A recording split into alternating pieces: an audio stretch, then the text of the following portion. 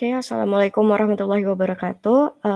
Perkenalkan kami dari kelompok 2 ingin memenuhi tugas 1 dari mata kuliah Data Warehouse and Business Intelligence. Di sini kelompok kami ada Wasis Wardana, Muhammad Fawaz Najib Rizal, Nadia Fitri Safira, dan Yusuf Hussein.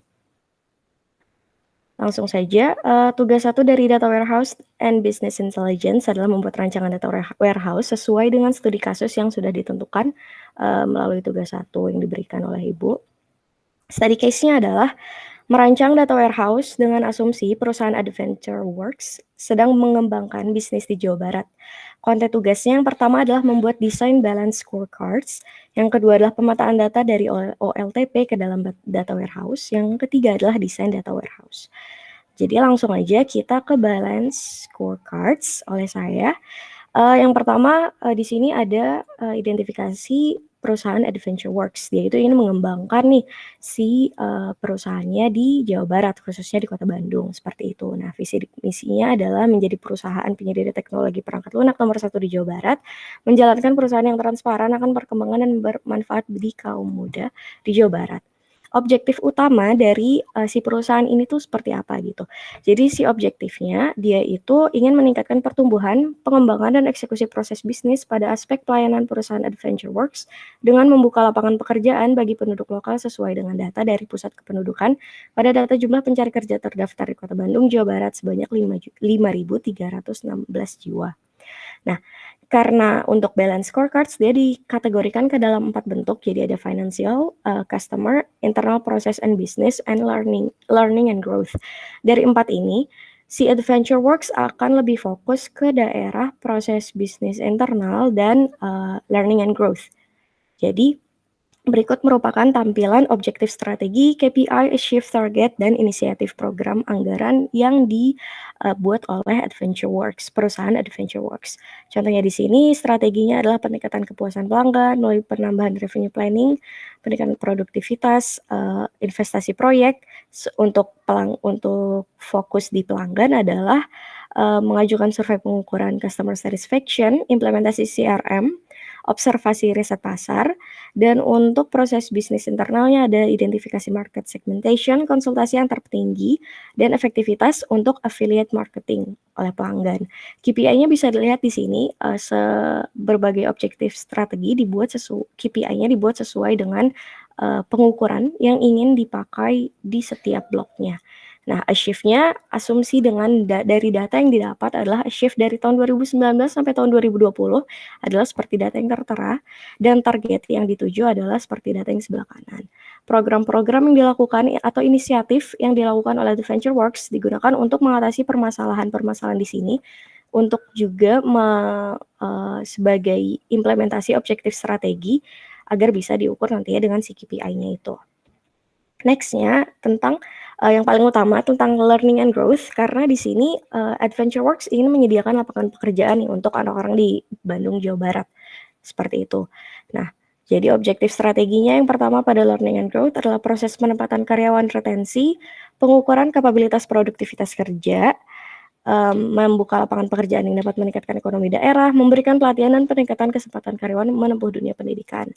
Nah, jadi poin utamanya adalah karena Adventure Works ingin berkontribusi lebih baik, jadi dia memerlukan data-data yang dia perlukan untuk bisa mengimplementasikan objektif strategi yang ingin difokuskan dan inisiatif-inisiatif yang akan nantinya dieksekusi oleh perusahaan. Berikut adalah balance scorecards dari perusahaan Adventure Works. Selanjutnya kita akan ke desain data warehouse yang akan dijelaskan oleh Fawaz. Fawaz, waktu dan tempat dipersilahkan. Di sini saya akan menjelaskan tentang ERD diagramnya atau Starscape. Tujuan dari diagram ini untuk mengukur jumlah penduduk yang produktif sesuai kebutuhan perusahaan. Nah, di sini ada kelas detail location. Datanya berupa yaitu ID kabupaten, kode kabupaten kota, nama kabupaten kota, provinsi, dan jumlah. Terus di sini ada detail identitas. Datanya ID identitas, jenis kelamin, jumlah, dan satuan. Terus di sini ada detail pendidikan. Datanya yaitu ID pendidikan sama pendidikan. Terus di sini ada kelas proyeksi jiwa. Datanya ID identitas diambil dari kelas detail location, ID pendidikan diambil dari detail pendidikan, ID kabupaten diambil dari detail kabupaten allocation. Terus ada proyeksi jumlah penduduk, satuan dan tahun.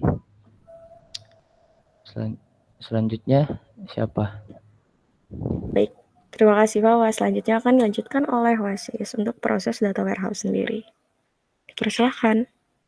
Oke, jadi untuk proses data warehouse ini saya akan menjelaskan sedikit tentang skema penggambaran ini. Jadi inti dari maksudnya itu dari beberapa sumber kita olah oleh si ETL ini. Setelah itu baru data itu baru bisa masuk ke data warehouse seperti itu. Lanjut ya. Nah, jadi prinsipnya di sini dari data integration tools-nya.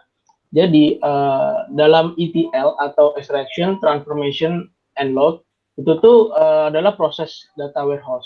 Proses ETL ini tuh mengumpulkan dari berbagai macam data yang ada dan diolah supaya source data ini bisa masuk ke DC RDBMS-nya itu atau database-nya seperti itu. Nah, pada skema ini, tag file itu adalah source dari datanya, kita bisa sebut ekstrak. Setelah itu, dari value, ini kan ada beberapa value, itu tuh kita sebut transform, dan outputnya itu sebagai load-nya. Nah, pada skema ini, semua data bakal diolah dan ditujukan kepada dummy atau do nothing-nya ini. Ini tuh supaya pada saat ada error ataupun data yang nggak jalan gitu, prosesnya tetap jalan. Jadi prosesnya tetap berjalan. Misalkan ada error di bagian apa gitu. Nah, tapi error itu nggak mengganggu sirkulasi proses yang ada gitu. Jadi dia tetap jalan, yaitu masuk ke tempat dummy. Seperti itu. Selanjutnya, silakan. Oke, baik. Terima kasih Wasis. Selanjutnya bakal ditampilkan nih hasil akhirnya dari data warehouse yang telah dirancang. Yusuf, dipersilakan. Ya, saya akan menjelaskan tampilan data warehouse yang sudah kita buat. Jadi di sini kita menggunakan basic PHP admin. Jadi untuk yang pertama ini kita membuat database berdasarkan dari jenis kelamin. Next.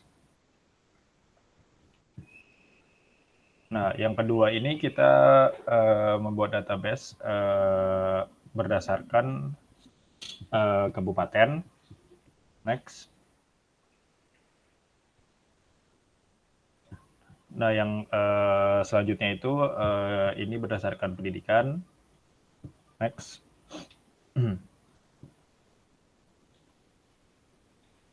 Nah, yang proyeksi jiwa ini adalah gabungan dari ketiga database yang sudah saya sebutkan tadi.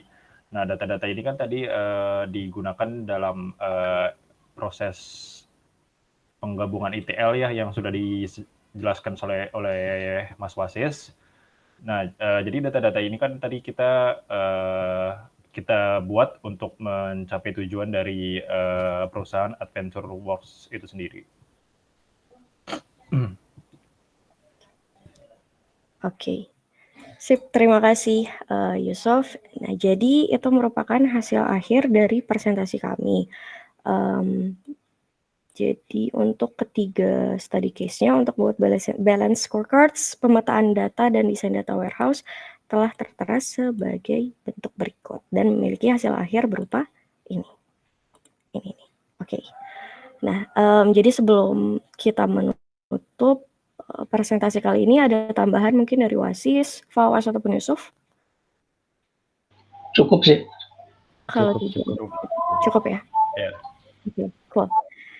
Baik, terima kasih. Jadi ini hasil presentasi untuk tugas 1 Data Warehouse and Business Intelligence dari kelompok kami. Apabila ada salah kata dan perbuatan kami mohon maaf. Wabillahi taufiq wal hidayah. Wassalamualaikum warahmatullahi wabarakatuh. Terima kasih.